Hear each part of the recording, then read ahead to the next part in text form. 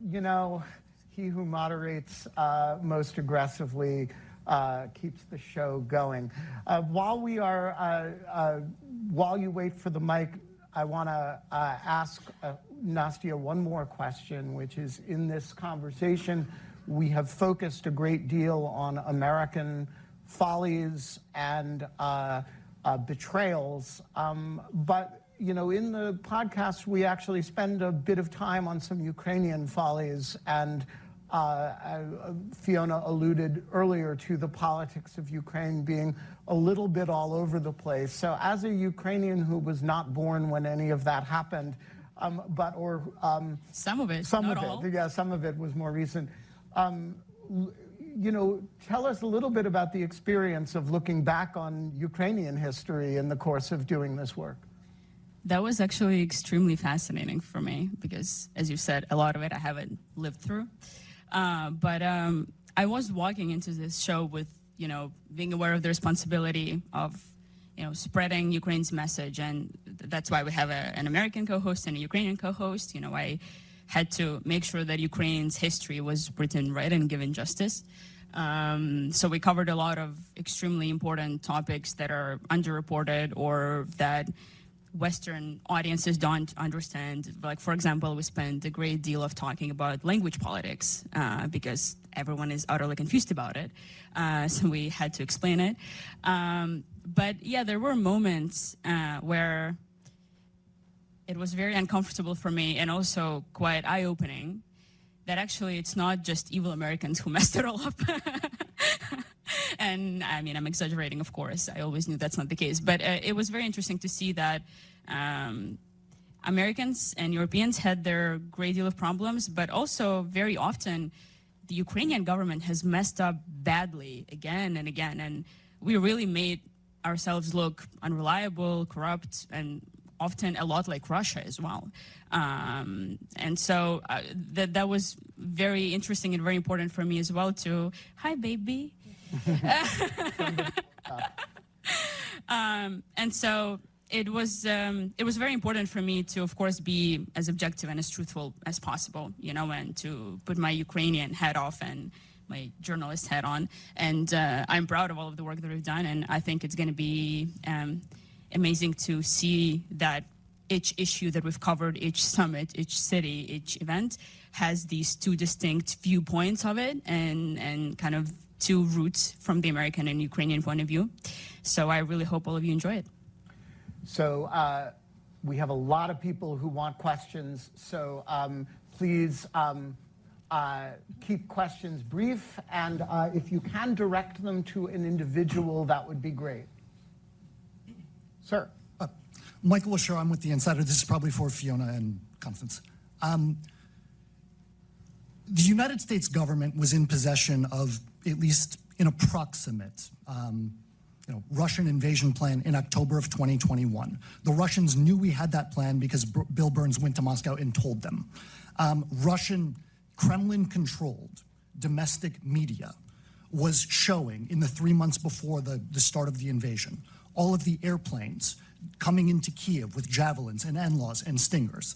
And they were portraying Ukrainians as preparing for war. The 21st of February at the Security Council meeting. We need this to head toward a question. Yep. Shoigu talks about how Ukraine is armed and prepared for war. And on the evening that the Russians are actually sent in, the soldiers are woken up in the middle of the night, they're stripped of their cell phones, they don't even see Putin's announcement of the special military operation in which he calls Ukraine a hostile anti-Russia pumped up with modern weapons. Okay, we need a question. Does anybody think that was weird? I don't know how to interpret that. Well, if we think about the preparations that Putin, I mean, look, I know this period inside out because I was constantly being asked to comment on it, and I was, watching these things very carefully. I mean, the Russians were preparing the ground, as we knew, for what they were calling a special military operation, and they wanted to have a pretext. There were a number of other things that were happening around this time. I mean, given all of the machinations in Ukrainian politics, in this kind of period, a gentleman named Viktor Medvedchuk, who is a Ukrainian very close to Putin, and Putin is the godfather of Medvedchuk's, one of his daughters, was also basically arrested by the Ukrainians. And Putin is always one person never to let one of his men go. I mean, if you know Mr. Krastikov, the assassin in the Tiergarten, one of the reasons that Evan Gershkovich and all kinds of other people were taken into custody was to basically trade for Mr. Krastikov, and that kind of worked as well. So there's all kinds of things happening that are kind of certainly affecting Putin's calculus about the reasons that he wants to go into Ukraine, because he feels, irrespective of what you're describing there that's showing out on Russian television, is that Ukraine is getting away from Russia's grip. And this has been going on for a very long time. In 2014, when Russia moved in to seize Crimea, there were also efforts to take not just the Donbass, but also Ukrainian cities back all the way down to Odessa. So if you want to go back and look at YouTube and all kinds of other missives for 2014, you will see that Russia had launched a campaign called Novaya Rossiya, New Russia, to retake the territory that was first brought into Russia by Catherine the Great. If we go back to 2006, Russia turned off the gas that was transiting across Ukraine. And if we go back to the early 1990s, before you were probably paying any attention to what was going on in Russia, there were all kinds of assassinations of Crimean Tatars and Ukrainians, because Russia didn't want Ukraine to pull out of the Commonwealth of Independent States. Now, I'm going to be 60 next year, so I actually have a long memory. And I've been living all of this kind of stuff since basically the 1980s when I was a student in Moscow. My first visits to Ukraine were when it was still part of the Soviet Union. So I've been working on this issue for an extraordinarily long time.